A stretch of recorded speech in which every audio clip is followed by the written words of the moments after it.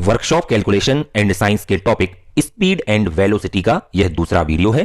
पिछले वीडियो में हमने विराम अवस्था एवं गति अवस्था, दूरी एवं विस्थापन, चाल एवं वेग, त्वरण एवं मंदन तथा औसत चाल एवं औसत वेग के बारे में चर्चा की थी। इस वीडियो की लिंक मैंने डिस्क्रिप्शन बॉक्स में दी हुई है, वहां से आप इस वीडियो को जरूर देख लें। आज के वीडियो में हम गति के समीकरण एवं उनसे संबंधित कुछ न्यूमेरिकल्स की स्टडी करेंगे, तो आप इस वीडियो को लास्ट तक जरूर देखिएगा। आइए स्टार्ट करते हैं। यदि कोई वस्तु सीधी रेखा में चल रही हो तो उस वस्तु के वेग, त्वरण, वस्तु द्वारा चली गई दूरी एवं वस्तु द्वारा एक निश्चित दूरी तय करने में लगे समय के बीच संबंध को दर्शाने के लिए गति के समीकरणों यानी इक्वेशन ऑफ मोशन का प्रयोग किया जाता है।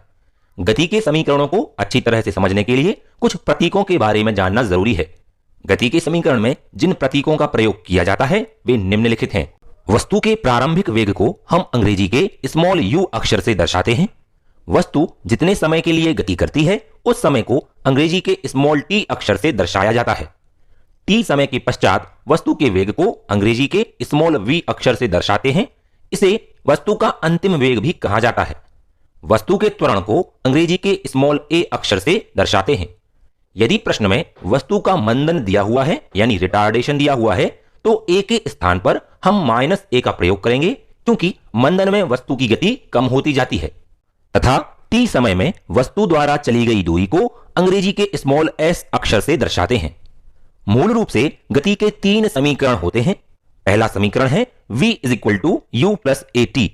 यह समीकरण हमें वस्तु के प्रारंभिक वेग, वस्तु के अंतिम वेग, वस्तु के त्वरण एवं प्रारंभिक वेग से अंतिम वेग तक पहुंचने में लगने वाले समय के बीच संबंध को दर्शाता है। दूसरा समीकरण है s = ut + ½ at²। यह समीकरण वस्तु के प्रारंभिक वेग, वस्तु के त्वरण, वस्तु द्वारा चली गई दूरी एवं वस्तु द्वारा यह दूरी तय करने में लगे समय के बीच के संबंध को दर्शाता है। तथा तीसरा समीकरण है v² - u² = 2as। गति का यह तीसरा समीकरण वस्तु के प्रारंभिक वेग, वस्तु के अंतिम वेग, वस्तु के त्वरण एवं वस्तु द्वारा चली गई दूरी के बीच के संबंध को प्रदर्शित करता है। यहां पर आप एक समीकरण और याद रखें जो आपको कुछ प्रश्न हल करने में सहायता करेगा। यदि हमें किसी एक विशेष सेकंड, मान लीजिए कि nth सेकंड में वस्तु द्वारा चली गई दूरी को ज्ञात करना है तो हम निम्न समीकरण का प्रयोग करेंगे। s nth = u + a/2 2n-1। इन समीकरणों से संबंधित कुछ विशेष बातें भी आपको याद रखनी है, जैसे कि यदि वस्तु एक समान वेग से गति कर रही है तो इसका अर्थ है कि उस वस्तु का त्वरण 0 होगा, यानी ऐसी स्थिति में हम समीकरणों में a = 0 रखेंगे। यदि प्रश्न में वस्तु का मंदन दिया गया है तो ऐसी स्थिति में समीकरणों में हम a के स्थान पर -a का प्रयोग करेंगे। यदि वस्तु विराम अवस्था से चलना प्रारंभ करती है तो ऐसी स्थिति में वस्तु का प्रारंभिक वेग 0 होगा एवं ऐसी स्थिति में समीकरणों में हम u = 0 रखेंगे।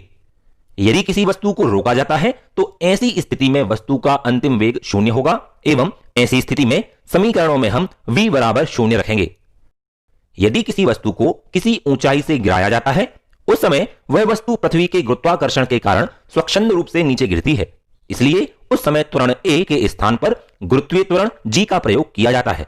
एवं जब किसी वस्तु को ऊपर उठाया जाता है तब उस वस्तु पर गुरुत्वीय त्वरण गति की विपरीत दिशा में यानी कि नीचे की ओर कार्य करता है, इसलिए g के स्थान पर -g का प्रयोग किया जाता है। आइए अब गति के समीकरण के आधार पर कुछ न्यूमेरिकल प्रॉब्लम्स को सॉल्व करना सीखते हैं।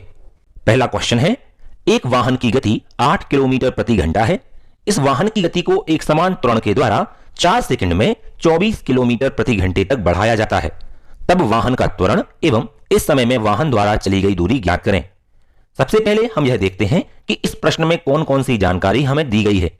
वाहन का प्रारंभिक वेग u 8 किलोमीटर प्रति घंटा दिया गया है।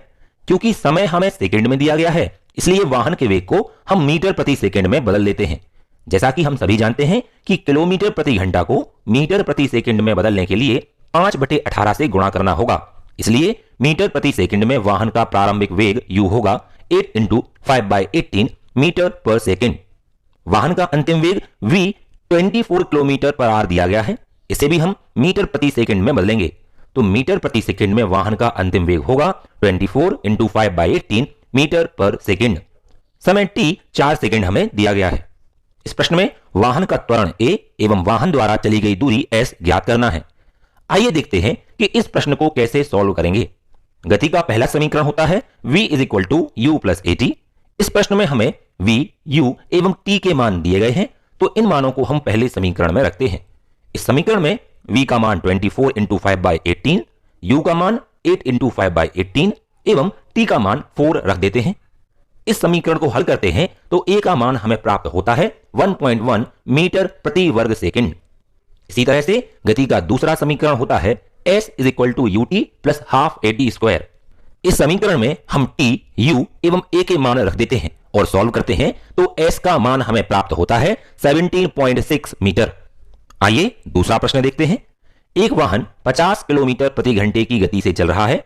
इस वाहन को ब्रेक लगाकर 45 सेकंड में रोका जाता है, तो वाहन का मंदन एवं इस दौरान वाहन द्वारा चली गई दूरी ज्ञात करें। सबसे पहले यह देखते हैं कि इस प्रश्न में हमें क्या जानकारी दी गई है।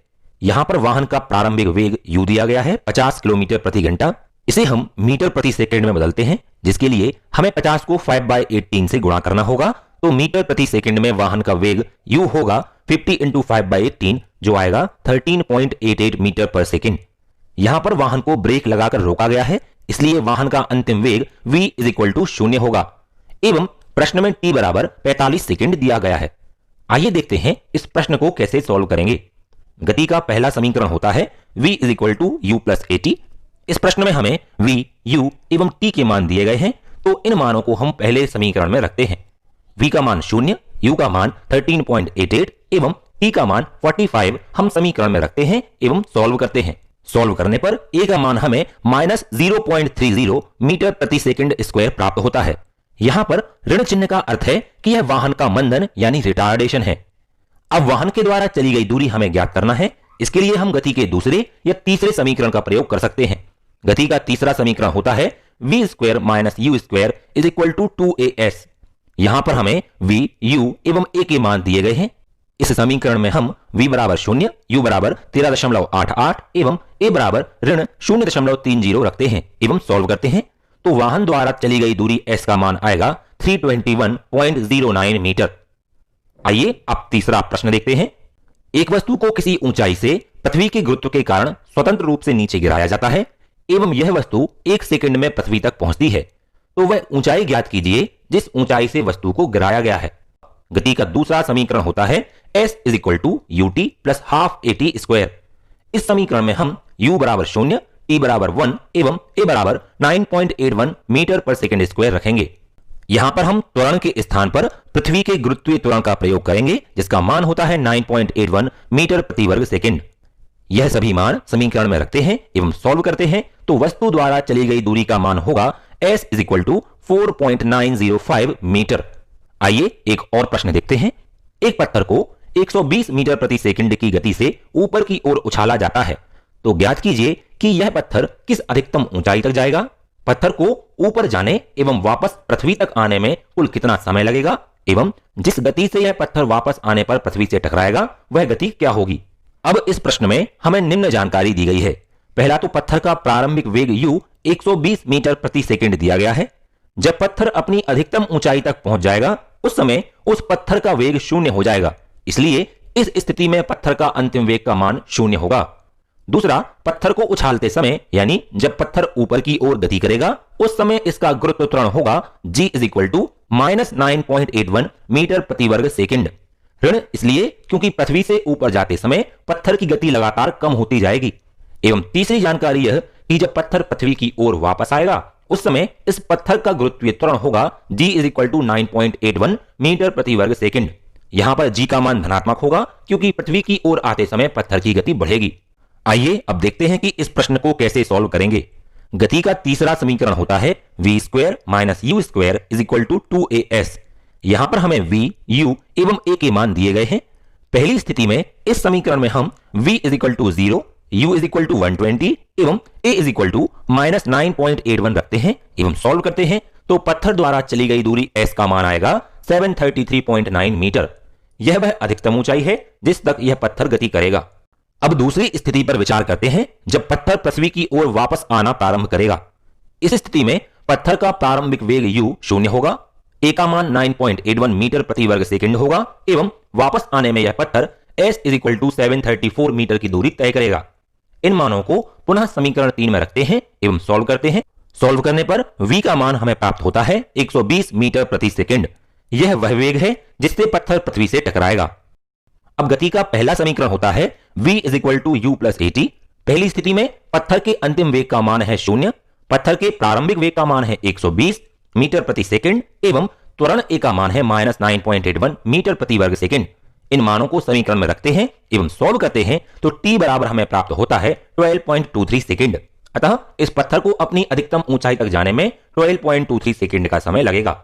इसी तरह से दूसरी स्थिति में पत्थर के अंतिम वेग v का मान है 120 मीटर प्रति सेकंड, पत्थर के प्रारंभिक वेग u का मान है 0 एवं त्वरण a का मान है 9.81 मीटर प्रति वर्ग सेकंड।